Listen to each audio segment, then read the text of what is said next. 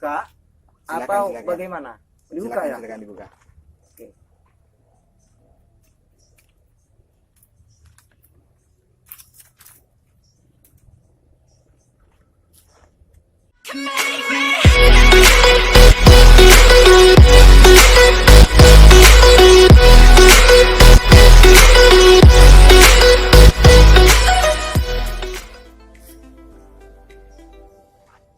Nah, di sini ada isu lagi ya sepertinya. Kalau kita memahami tentang konsep garis di dalam seni bonsai itu ada 3 garis ya, yang harus dipahami. Ada garis lurus, ada garis enjoy, dan ada garis zigzag. Nah, kalau kita teliti lagi, ini ada suatu garis yang zigzag ya. Ada suatu garis yang zigzag ke sini lagi, ya kan? Tetapi menjadi tidak enak ya, menjadi tidak enak ketika kemungkinan besar saya akan mengubah posisi ataukah tidak. Itu akan mengubah posisi atau pose, ya kan? Atau tidak gitu kan. Karena ini suatu aksentuasi yang permanen.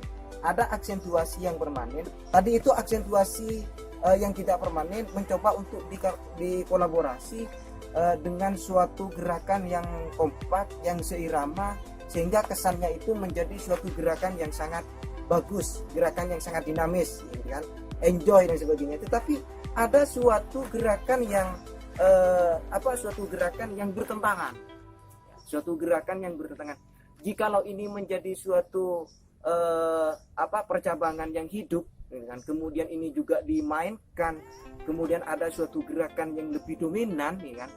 Ada suatu gerakan pohon yang hidup yang lebih dominan ke arah kanan, gitu kan? Ke arah sana, gitu. Tetapi di sini ada suatu suatu percabangan yang bertentangan, sehingga ketika ini menjadi sudut pandang, dipilih menjadi sudut pandang, anggaplah depannya dengan pose yang seperti ini, maka ini menjadi tidak enak ya. Jikalau ini hidup, ini kenapa orang melihat akan pecah, tidak fokus pada suatu garis.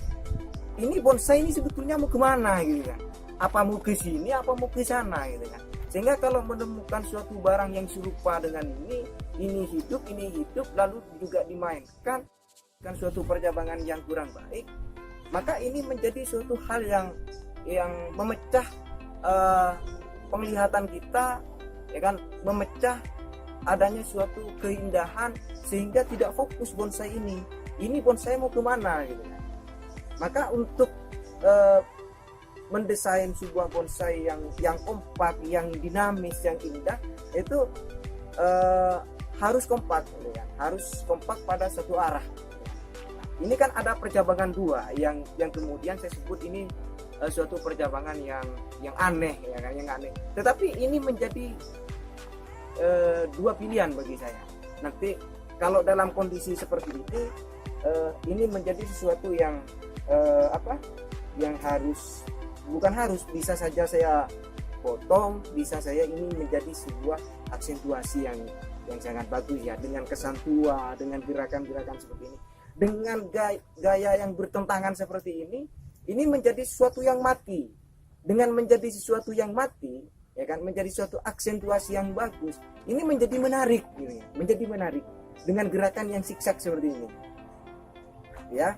Itu jadi kalau ini menjadi barang hidup ya, ini menjadi hidup, lalu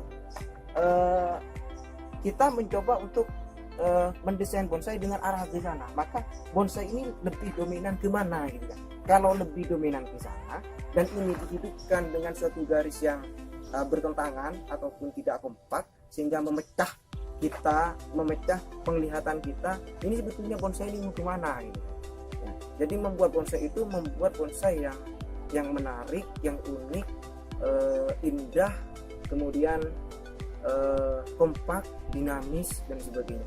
Di sinilah pentingnya memahami suatu garis. Apakah ini dibuang ataukah dibiarkan menjadi aksentuasi yang bagus ataukah tidak? Jawabannya akan ditemukan nanti ketika saya merombak semuanya. Karena saya harus melihat secara keseluruhan dari gerak dasar pohon ini dan perjalanan arah percabangan ini mau kemana. Oke, gak apa-apa ya dirombak ya, mencari posisi yang silakan.